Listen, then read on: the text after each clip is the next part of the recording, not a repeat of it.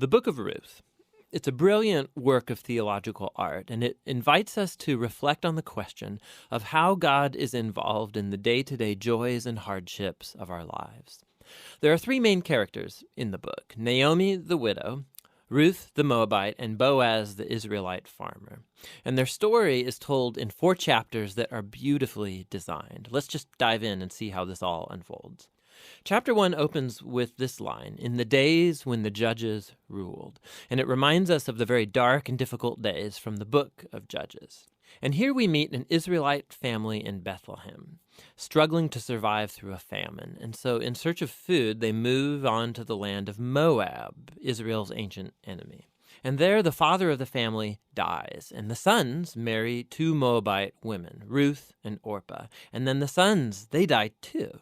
And so they leave only Naomi and these new daughters-in-law. And so Naomi, she has no reason to stay anymore. And so she tells her new daughters-in-law that she's moving back home.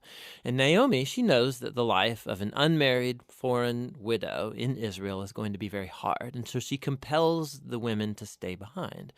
Orpah agrees, but Ruth does not. She shows remarkable loyalty to Naomi, and she says, "Wherever you go, I'm going to go. Your people will become my people, and your God will become my God." And so the two of them return to Israel together. And the chapter concludes with Naomi changing her name to Mara, which means bitter in Hebrew, and she laments her tragic fate. Chapter 2 begins with Naomi and Ruth discussing where they're going to find food. And it just so happens to be the beginning of the barley harvest. And so Ruth goes out to look for food, and it just so happens that she ends up picking grain in the field of a man named Boaz, who just so happens to be Naomi's relative. We're told that Boaz is a man of noble character, and he notices Ruth. And so after finding out more about her story, he shows remarkable generosity to her. He makes these special provisions so that the immigrant Ruth can gather grain in his field. And in doing so, Boaz is actually obeying an explicit command of the Torah to show generosity to the immigrant and the poor. Boaz is so impressed by Ruth's loyalty to Naomi. He prays for her that God will reward her for her boldness. So Ruth comes home that day, and Naomi finds out that she met Boaz, and she is thrilled. She says Boaz is their family redeemer. Now, this family redeemer thing, this was a cultural practice in Israel where if a man in the family died and he left behind a wife or children or land, it was the family redeemer's responsibility to marry that widow, to take up the land and protect that family. So Naomi, she begins to hope that perhaps there might still be a future for her family. Chapter 3 begins with Naomi and Ruth making a plan to get Boaz to notice their situation. So Ruth is going to stop wearing clothes of a grieving widow, and she's going to show signs that she's available to be married. And so Ruth goes to meet Boaz on the farm that night. And as she approaches, Boaz wakes up and he's totally startled. And Ruth makes her intentions very clear. She asks if Boaz will redeem Naomi's family and marry her. Boaz is once again amazed by Ruth's loyalty to Naomi and her family, and he calls Ruth a woman of noble character. It's the same term used to describe the woman of Proverbs 31. So Boaz tells Ruth to wait until the next day, and he will redeem both Ruth and Naomi legally before the town elders. And so the chapter ends with Ruth returning to Naomi, and they marvel together at all of these recent events. In chapter 4, it all comes together. It turns out, at the last minute, Boaz discovers there is a family member who's closer to Naomi than he is, and he's actually eligible before him to redeem the family.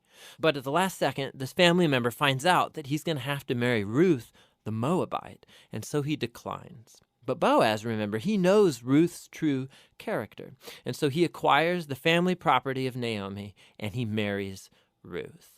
And so just at the beginning, how Ruth was loyal to Naomi's family, so now Boaz is loyal to Naomi's family as well. The story concludes with a reversal of all of the tragedies from chapter 1. So the death of the husband and the sons is reversed as Ruth is married again and gives birth to a new son, granting joy to Naomi. And this symmetry between the opening and the closing, it's even more remarkable. So remember, the opening tragedy was followed by a great act of loyalty on the part of Ruth.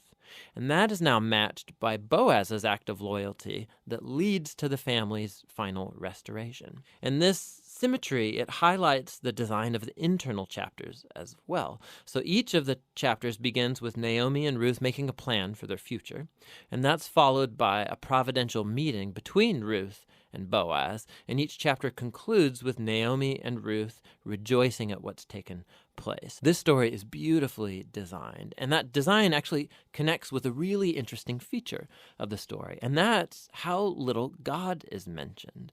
Right? The characters talk about God a few times, but the narrator actually never once mentions God doing anything directly in the story, and that's its brilliance.